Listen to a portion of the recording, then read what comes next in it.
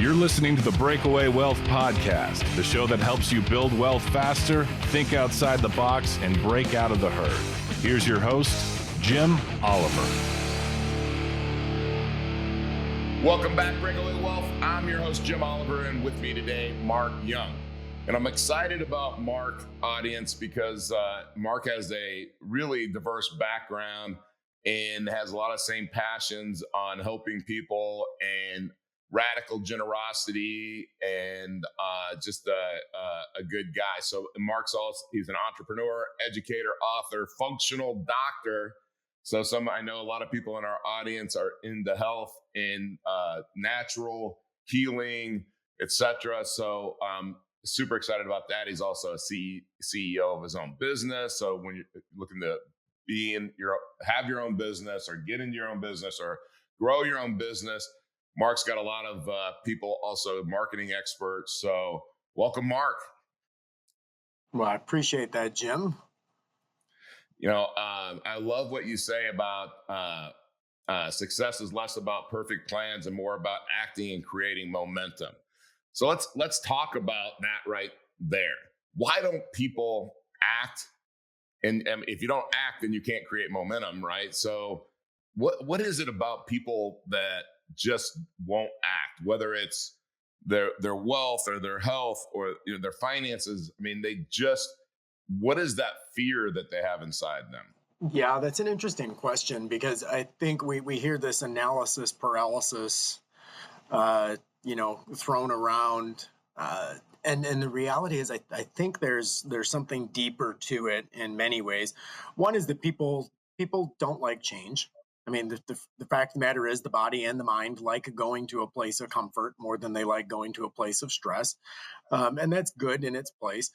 But when people really step out to do something, I laugh and will say my grandmother, I was raised by my grandmother, and at any time she decided she was going to take up a hobby, like the first thing you needed to do is have all the right outfits for the hobby. And then you needed every piece of high-end gear that was absolutely imaginable. And it was this idea that everything needs to be just right in order to be successful at something. And I think that for too many people, there is this paralysis that takes place because everything has to be perfect. Because, that's how you have the greatest odds of success. And I think there's something to be said in there, Jim, for it doesn't matter how much you think about it, how much you plan for it, how much you buy all the right equipment.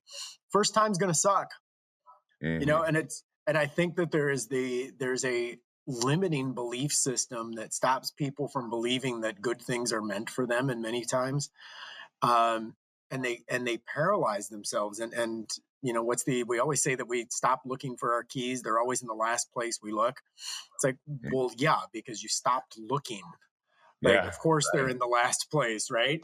But yeah. I think for too many people, there is this paralysis of over-analysis rather than the willingness to fail a few times. Like, it doesn't matter what you're doing. It's going to suck the first few times. I mean, anything you're good at, tell me you were good at it the minute you touched it for the first time. And that's not true of any athlete. That's not true of any musician. That's not true of any actor. That's not true of any business person. Some of the greatest success stories we've ever seen in business have a track record of bankruptcies. And I just don't think we give enough credit to the value of the failure. I've done a lot of things in life and I've sucked at most of them for a long time before failing forward into where I am. I love what you said. There's a book, I can't remember what book it was, probably from the 80s or 90s. And he said, everybody's getting ready to get ready. And kind of like your grandma. And I love your grandma because actually until last week, I raised my granddaughter from 11 months to almost 17. And she came to me and she said, and you could probably appreciate this. She said, "Hey, Papa, I just want to try living with one of my parents. Like, I don't want to move, but I just want to say that I had that opportunity. And I didn't want her to live with regret." Where she got me was she took my dog too. So, oh no. Yeah, but both the girls are doing great and it's good for her. And she made a grown-up decision and she took action. Right. And so I love that.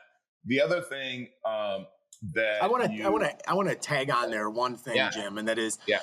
kudos to you for being the man who allows that to happen, because that means that you've created a safe place for her to feel that leaving you doesn't result in rejection. Absolutely.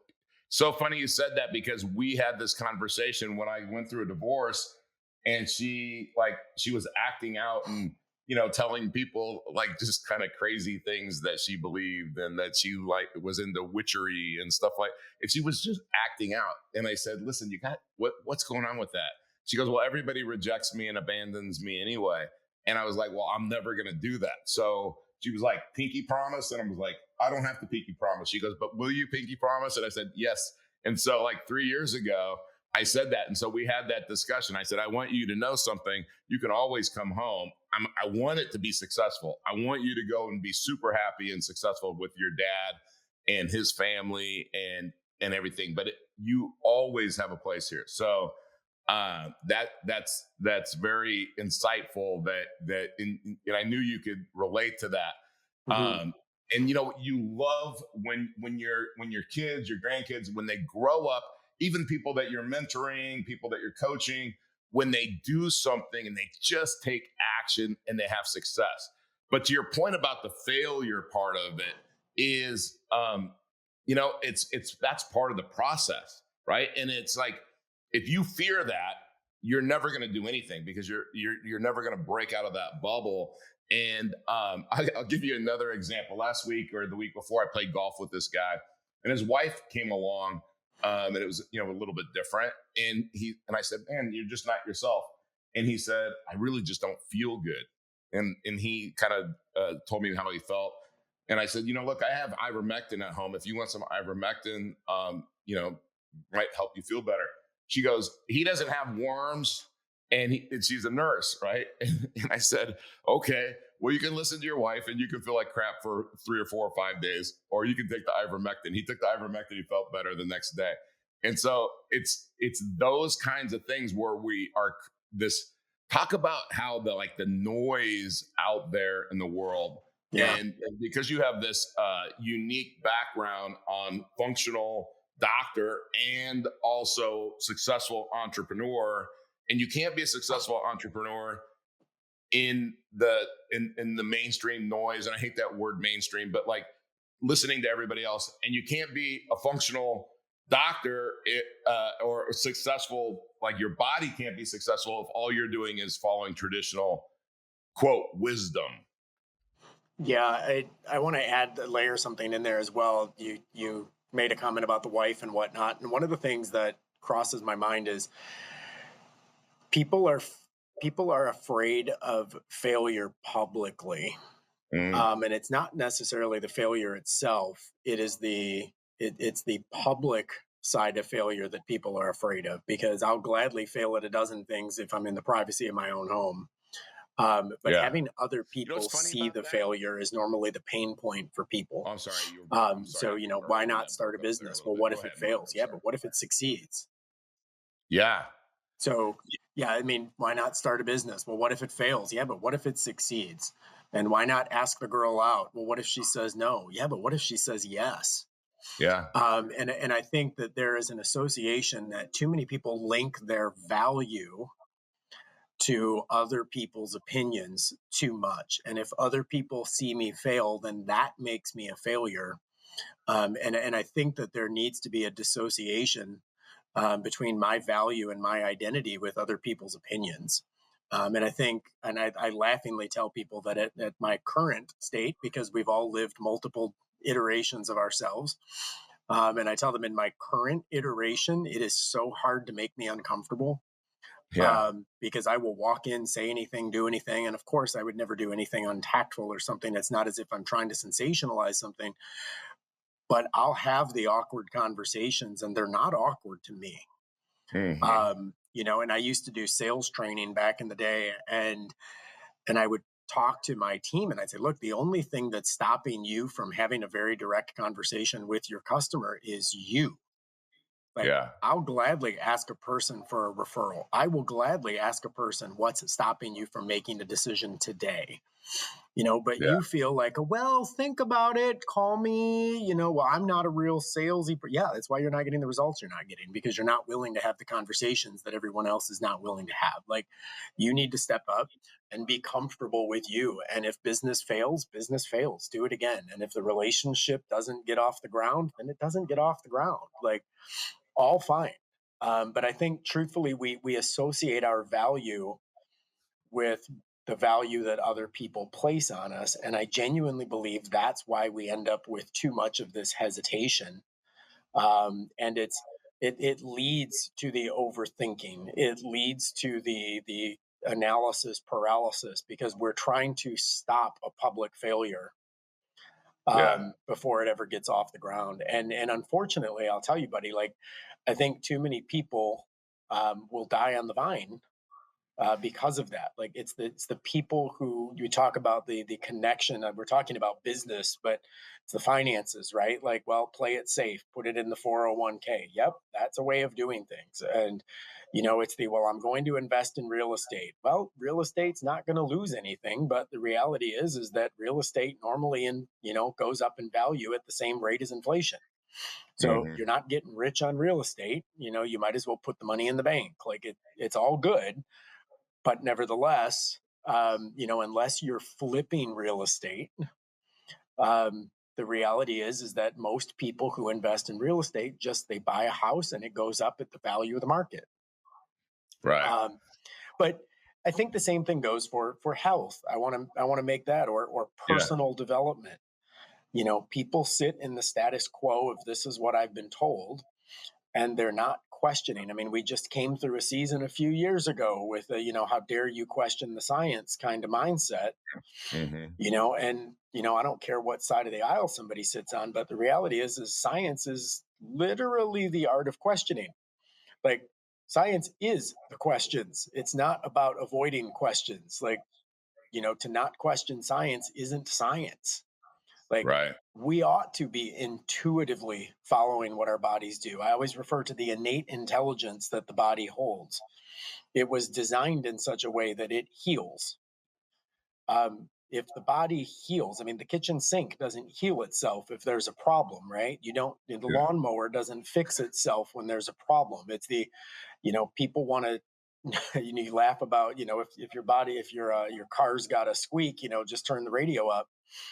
Yeah. And Yeah. unfortunately, we do that with our bodies. Like, your body's giving you these types of warnings and signs. And we talk about symptom reduction, but all symptoms are is they're engine lights. Yeah. They're check engine lights that are coming on in the body, and we want to turn the light off. We don't want to actually fix the problem. And that's the same thing in our finances. It's the same thing in our careers. Like, if your career feels off, or something feels weird at your job, ask what's going on. Ask yourself, what are those inputs that led to that? But there absolutely is a need for people to dig past the surface symptoms, I'll call them, in every way, and get to the root source. And again, I say that in business, I say that in medicine, I say that in finances. Like, it's all the same. Get to the bottom of it and get there quickly. Yeah, and that's funny, because it's like people don't really want the answer sometimes, right? And because then it's accountability when you get the answer. Kind of like your guy that wouldn't ask for the business is one. If you're providing, the way that I look at it, everyone's really in sales, and so Every you day. and if you create value, and at Create Tailwind, we try to create 10x value. So if we charged $1,000 for something, we want somebody to get $10,000 minimum value. Mhm. Why wouldn't I want them to take advantage of that? I'm helping them take advantage of that. And if I went to a restaurant and got the best steak that I've ever gotten in my life, I'm going to tell everybody about it. So why wouldn't I give somebody a referral if they give me 10x value? Absolutely. So, but back to like bringing the health and everything together. So like let's just take real estate. Like, to me, I buy real estate for cash flow, not for accumulation. Right. And Yep. and so I know that if I had $5 million a year cash flow coming in and I had nothing in the bank, I'd be fine. I'd be, Yep. I mean, right? Or I mean, a million, whatever that number is in your head. Yep. And so, but we're told to save our money, right? It's just like we're told, well, you know what? You're 60. I mean, you're slowing down. You should just, don't worry about, like, move up a tee. You're not going to hit the ball as far. You're not as strong. You're not as flexible. You're not, That's whatever. BS. You're going to get tired by the end of the, get lighter shafts, make it easier for you in this last half of your life. And how they're not even half, like, that's what I say 60 is halfway. But what they say is, oh, you're in the last quartile of your life. No, I'm not. I just turned 50. I just turned 50 last month, buddy. And I told everybody, I said, it is hard to believe a third of my life is already over. Yeah, I love it, man. You know what? I mean, I really believe. So when I look at it and say, okay, hey, you're 60. You're gonna start to lose muscle. You're gonna start to lose flexibility. And I'm like, no. I'm gonna take and this goes back to your other comment. I'm gonna take peptides. I'm gonna eat good. I'm not gonna eat for pleasure and eat cheeseburgers and all this stuff like my friends sometimes do. Okay, and they go, oh, you eat boring. Yeah, I eat the same thing almost every single day during the day, and that's okay with me. I actually like it that way. But it's what is your expectation? Kind of back to your original point is, if my expectation is I'm just getting old and I'm going to get wrinkly and I'm going to lose my muscle mass and someday I'm going to fall and I'm not going to be able to get up and I can't get out of bed and I'm just going to die, right? Or I'm going to have stress because I didn't think about cash flow and I listened to these experts about 401ks and mutual funds and all this crap. And now I'm stressed. I might run out of money. I can't live too long. I can't live to 150 or 120. I don't have the money for that. I got to die at 80. Not with that attitude. Right? I mean, that's what people do every single day. I live in Florida, man. I see it. And I'm like, I made a decision after playing golf at Valhalla the last 3 days with these guys, 28, 30, and 40 something. And it's 7,000 yards. My course at the tips here is 6,800 yards. So I'm like, I'm going to play the tips from now on. And nobody plays the tips at our club. And I'm like, I'm going to. And it's like, amazing. Do hard things. That's the other thing. You said discomfort. Comfort is a killer, right? Yep. I know there's books written on that and everything else, but talk about comfort as a killer, but also, like, I want to get into this because every person that I've ever met that's in the functional medicine, it's like they have the courage to educate themselves on how things actually work and not how everybody's told things work, like a 401k, right? Like, which is the worst place to put your money ever. So go ahead. And all of that. Yeah. All of that. That's the biggest thing that I'll say, all of that. My challenge in so much of conversations, and I laugh, my dad is 68 years old. He was a young father. Yeah. And I laughingly say to him that I have zero concept of age because he's ruined that for me. Yeah. Because at 68 years old, he just set a Guinness record for being the oldest rookie year race car driver because he literally has no concept of time. Yeah. And in some ways, I think it's his Asperger's, but at the same time, I think that there's a genuinely just this mindset that says, why not? Right. And I agree, as we age, and age is a buzzword for me, but as we age, there is a tendency for things to start changing. But part of that is a buildup of environmental toxin. Part of that is a buildup of bad behavior over time. Part of that is a lack of inputs that get to the desired outputs. You're talking about eating clean on a regular basis. And it's like, sure, if you do that, you're going to get a predictable outcome. And that's what age becomes for so many people, is a predictable outcome. If you don't exercise and you're not building muscle and you're not eating well, there's a very predictable outcome. And to the contrary, if you are eating well and you are exercising and you are supplementing and perhaps you're doing peptides, perhaps all of these things there's also a predictable outcome. Yeah. The problem is we have a myopic society who lives for today's pleasure because of the belief that working hard today is going to lead. There's this lack of belief, I'll say, that today's inputs are worth tomorrow's outputs. I was talking with a friend recently, and what was the phrase that was going around quite a while ago, that nothing tastes as good as thin feels, or something along those lines. Right. And it really is. It's the outcome of discipline, and we've Hmm. gotten into a Yeah. societal pandemic with a lack of discipline on people's parts. It's everybody else's fault that I'm not something. Yeah. Um, and the truth is and I say that is a all over the world problem. I was a college professor for years, and it was my fault if a student didn't turn in a paper on time. And I think we foster some of that stuff too early in students' lives. We're living in a world of 17th place trophies. Mm. And the truth of the matter is some win, some lose. What are you doing to train yourself? And training is hard. Training at business is hard, and training physically is hard, and training yourself to eat properly is hard, and training yourself to understand what peptides even are, much less remembering all of the acronyms they go by, is hard. And there is so much value in doing hard things. And I believe, I don't know how to teach that, to be honest to you, Jim, because again, being a professor for years, I used to sit with young people on the regular, but being a business owner, I have the same struggle with building a team.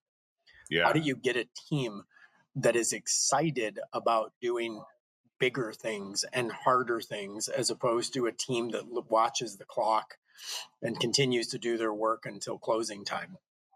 Yeah. And that's a challenge. And the reality is I don't know how to make that happen. What I do is challenge people with the challenge of challenging their own belief systems.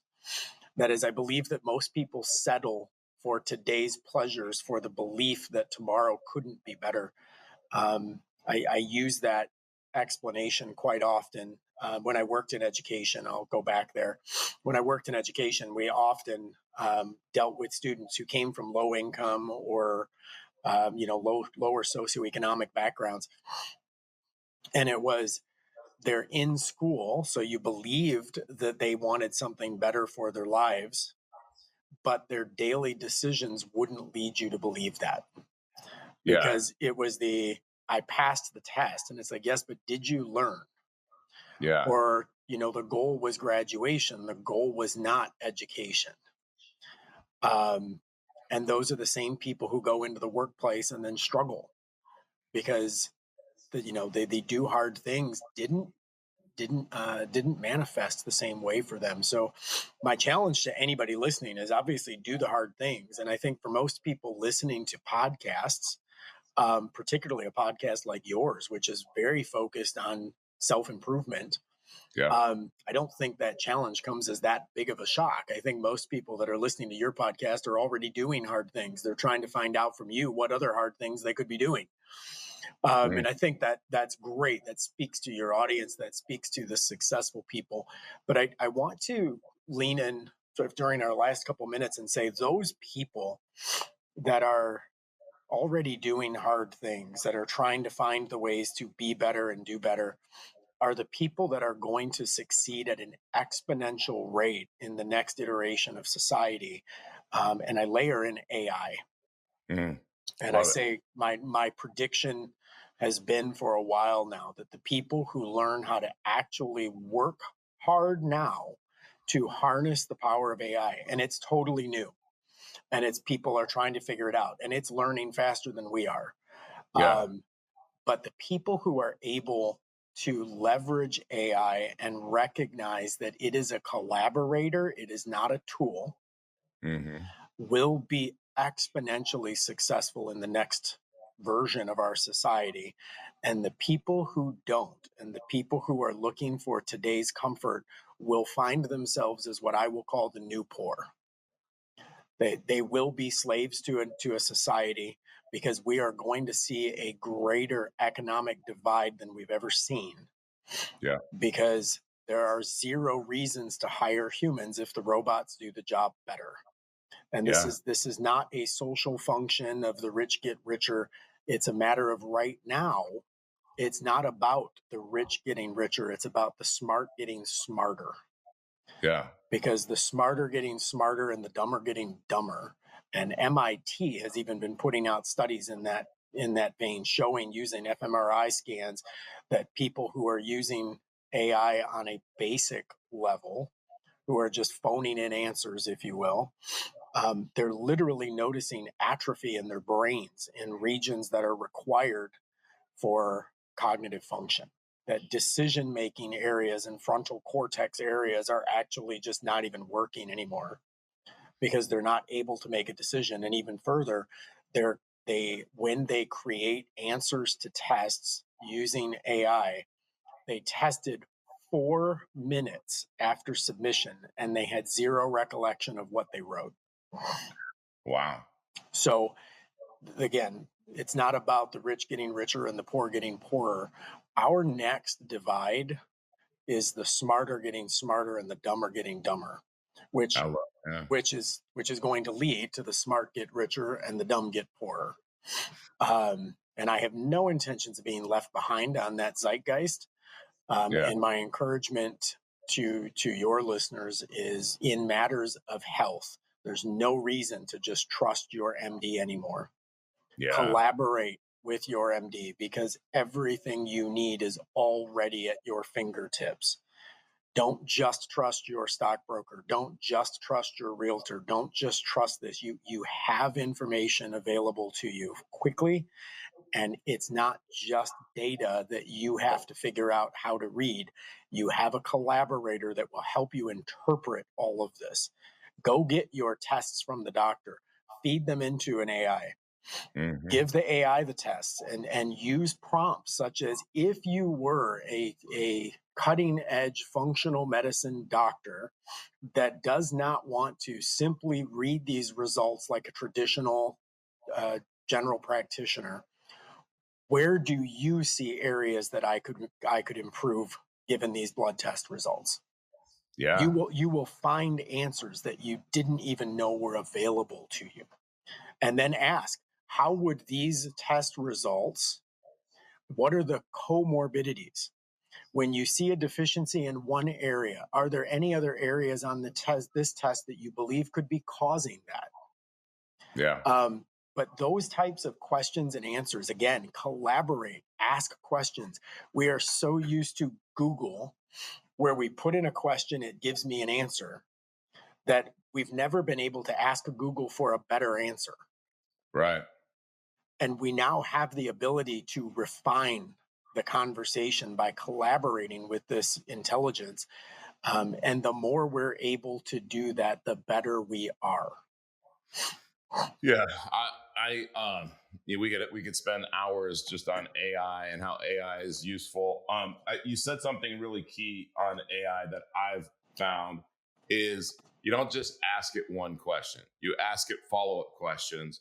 It Absolutely. even asks you if you want more information, right? I mean, but the thing is that you follow it up, and then if you question something, say, hey, that doesn't make sense to me. Why would you say that, or whatever? And Yep. it'll tell you. And so, it's so amazing because it's input. It creates the output, but this choose your hard kind of thing, right? Being fat is hard. Being in shape is hard. I mean, Yep. I actually enjoy Pick your it. hard. Yeah, choose your hard, right? So when I got in really late from a golf trip, and my alarm went off at 4:30, and there is no snooze on my alarm. I hate snooze, and it's hit the button and get up. Like, there is no, and it's funny because I do box. The first thing I do is I get up, I do box breathing, and then I drink like 30 ounces of water, right? And I try to tell people, they go, oh, I can't get up early, I can't do that. And I said, well, like this box breathing thing, like it's the Navy SEALs use it. So like when you're feeling anxious or you're on the golf course and you hit a bad shot or something and you need to like rewire, just reset, is try this.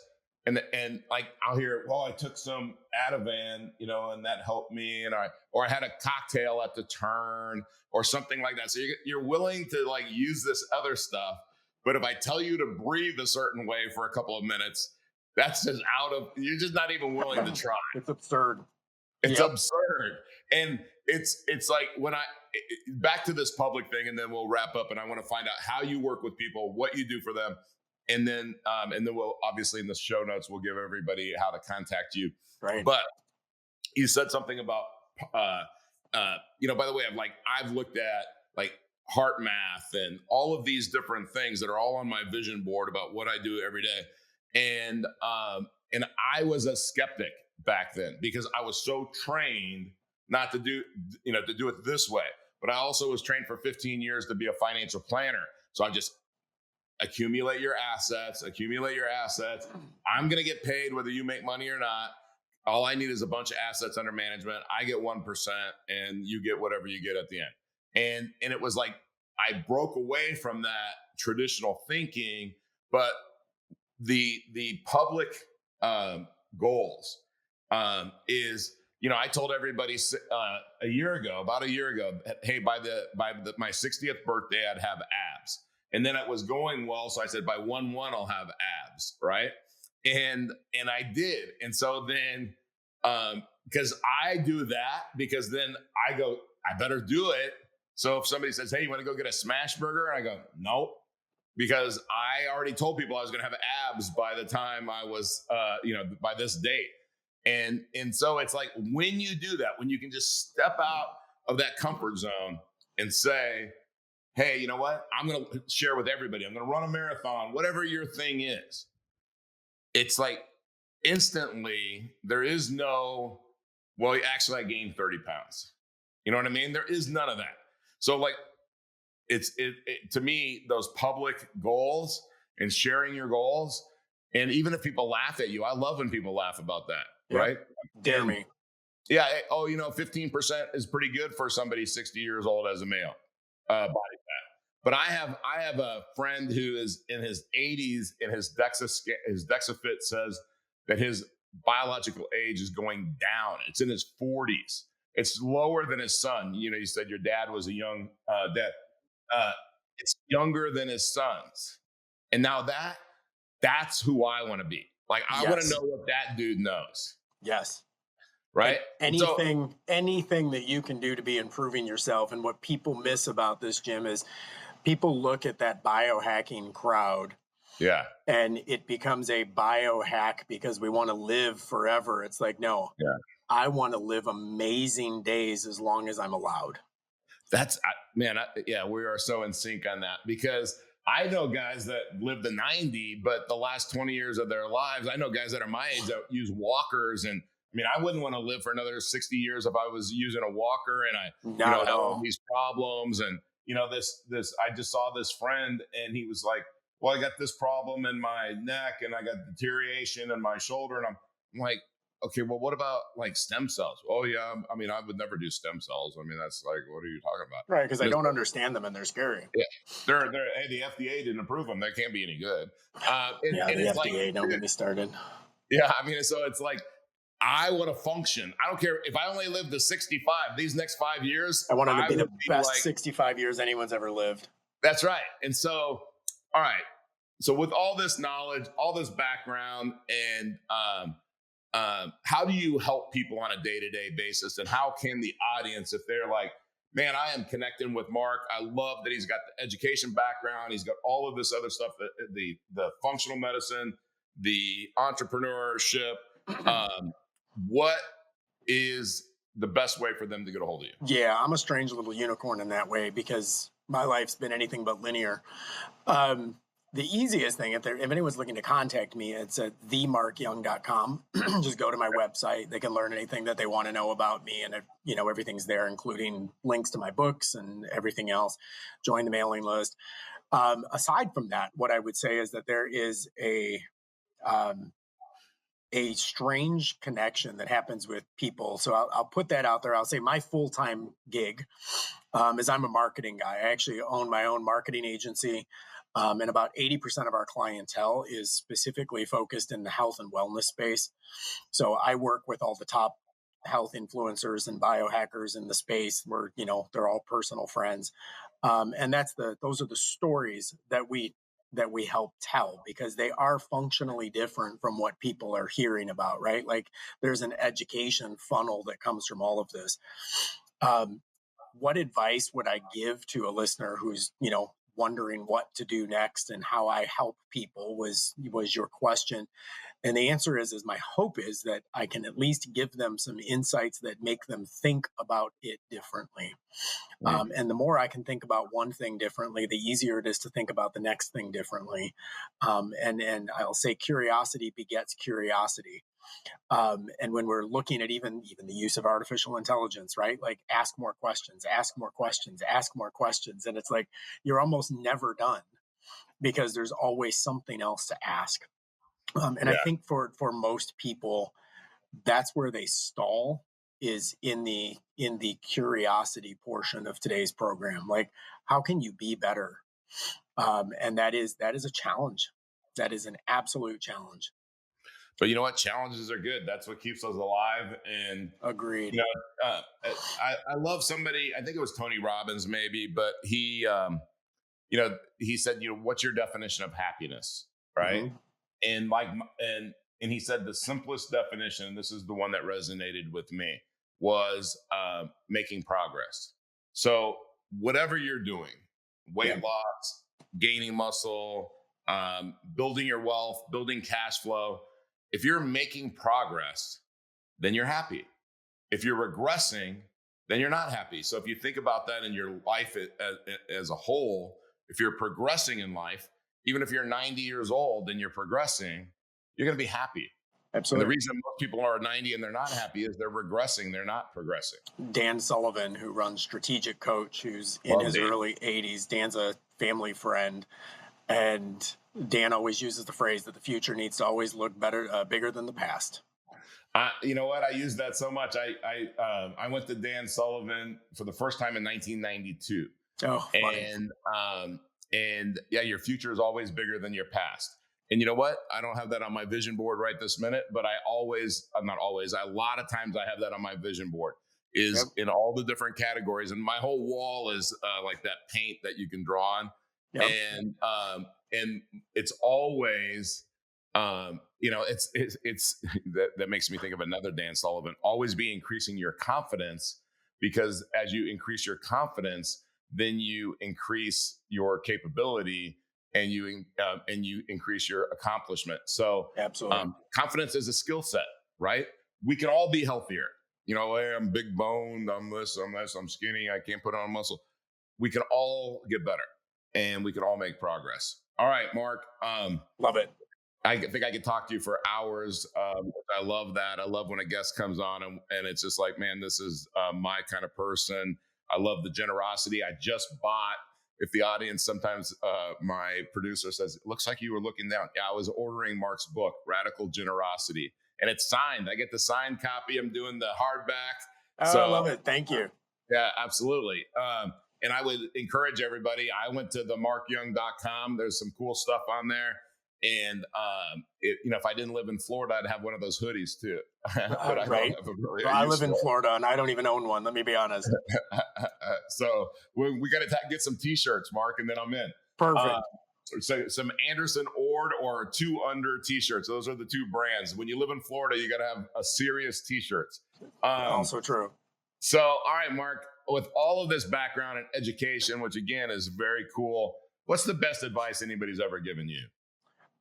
You mentioned that you were going to ask me that question earlier, and I'm just going to answer. The first thing that came to mind was a former mentor of mine who just helped open up my view of the world tremendously. But I was talking one day contextually about how frustrating it was because, it doesn't matter what I do, people think that it's luck that got me there. And he looked at me and laughed, and he had this thick Southern accent. He's like, well, Mark, I just got to tell you, buddy, like, one thing's always been true in my life, and that is the harder I worked, the luckier I got.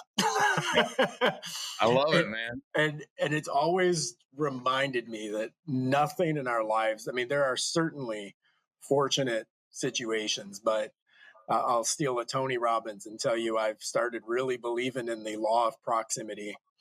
That Yeah. is, I will show up on people's podcasts. I will attend masterminds. I will go to conferences. I will be places where I am invited, and sometimes a few places I've not been invited. Because the reality is that proximity just creates opportunity. And I'm going to confidently walk into every one of those rooms believing that there's something there that's going to make me better. Yeah. And I think that's the hard work that makes me get luckier, because there are people who will sit and complain that nothing good happens. But we are co-creators of our own reality. Man, I love that. It's funny because I had a Southern mentor too, Nelson Nash, and he's from Birmingham, Alabama. And I said this earlier, but he's the one that said he goes, Jim, majority's never been right about anything. And I'm like, that is such good advice. I love that. It's just so true, right? My mentor, his name was Neil Yawn.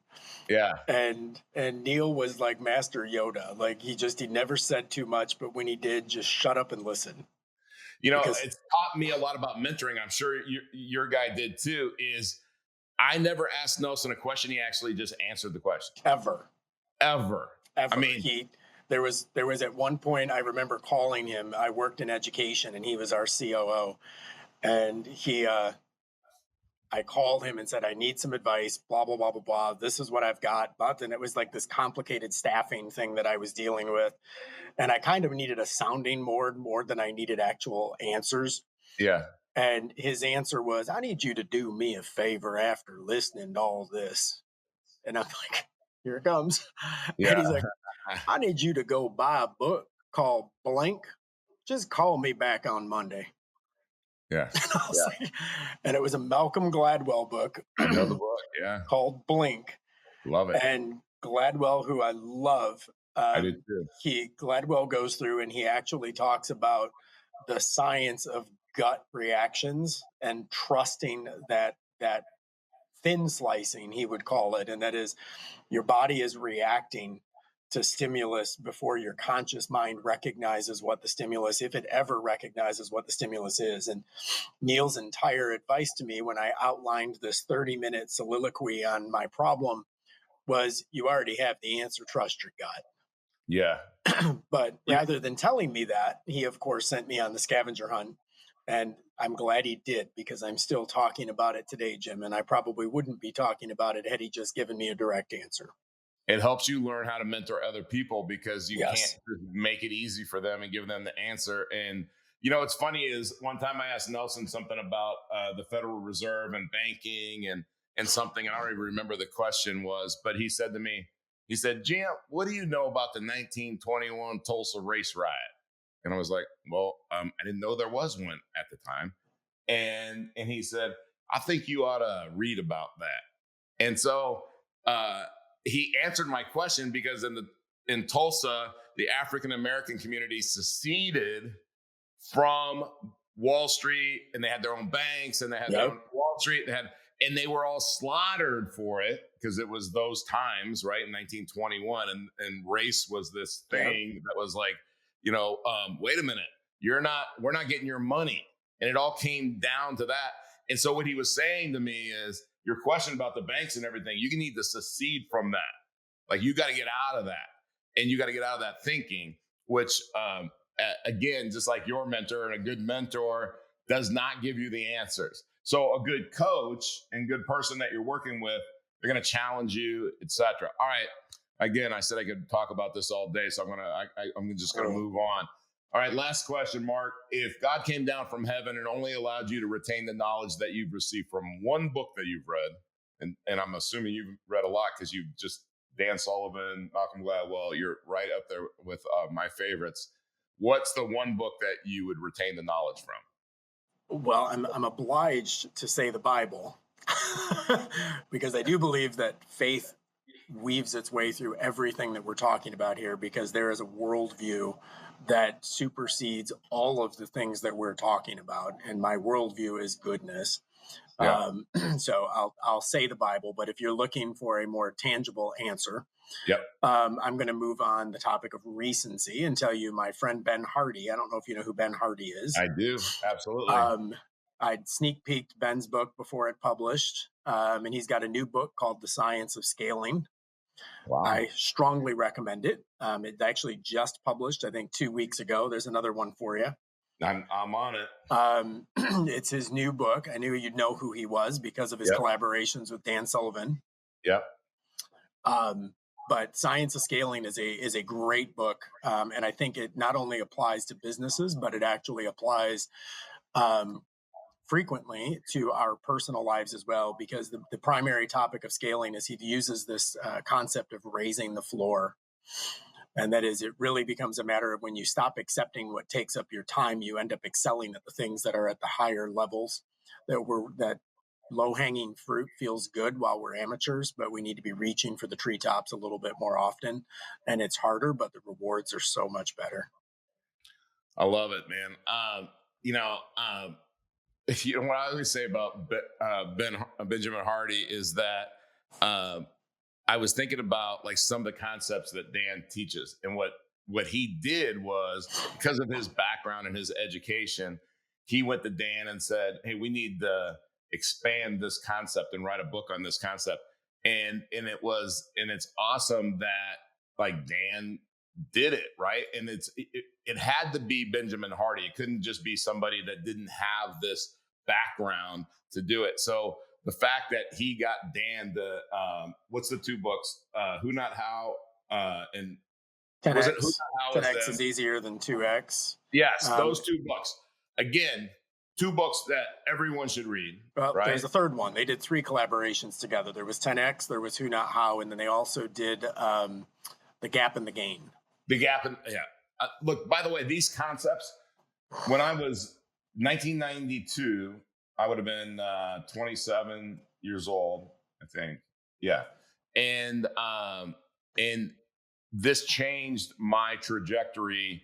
Dan Sullivan's concepts, the strategy circle, the impact filter, all of those things.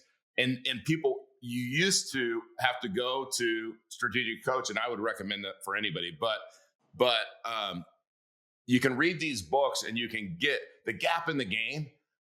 In my team, you will hear this all the time. You're in the gap. You're in the gap, right? Like, and people live in the gap. And if you don't know what the gap and the gain is, we don't really have time right now to go through that. But if you don't know what that is, get that book today, read it. I just ordered Benjamin Hardy's book. I mean, it's coming tomorrow. I paid the extra to get it between 4 a.m. and 8 a.m. because that's when I do my reading, and I need a new book for tomorrow. So there you go. So, like I said, Mark, I could talk to you all day about this. It's true story. This is the kind of stuff that is the differentiating factor. So reach out to Mark, check out his stuff. I already got his book coming, and I get a signed copy. I mean, it's the amount of money that you pay for a book that somebody puts their thoughts and efforts into that has this kind of background should be thousands of dollars, and you can get it for under $30 shipped, I think, or right around $30. So if you want the hardback, right, you can be cheap and get the $10. Go to Amazon, get the paperback. It's the same information, or go download it on Audible or something. I'm an audiobook guy. I do about 100 to 120 audiobooks a year. I do too, and I'm sure you do it at a high speed. I can only get to about 2.5, but I do 2.5. I read it at the same time, and I write down questions in a journal. So you're better than me. I'm like 1.5, 1.7, depending on the speed of the speaker. That's what I was going to say. It really depends on who's reading the book, because if I understand them. But when I'm writing notes, I probably do drop down. I do a lot of, go back 15 seconds or 30 seconds or whatever it is. Yeah, same. All right, Mark. Thank you so much for being on the show. Audience, reach out to Mark. Go check out his stuff. Read his book. And we're going to wrap this up like we always do. And this won't surprise Mark at all. But it's with the incredible words of Earl Nightingale and The Strangest Secret: you are what you think you are. Here's the key to success and the key to failure. We become what we think about. Now let me say that again. We become what we think about. Thanks for listening to the Breakaway Wealth Podcast. Be sure to subscribe to this show wherever you're listening so you never miss an episode. If you want to start increasing your wealth building ability right now, go to community.createtailwind.com to join our free online community and get access to free, in-depth training designed to help you build real, lasting wealth. See you next week.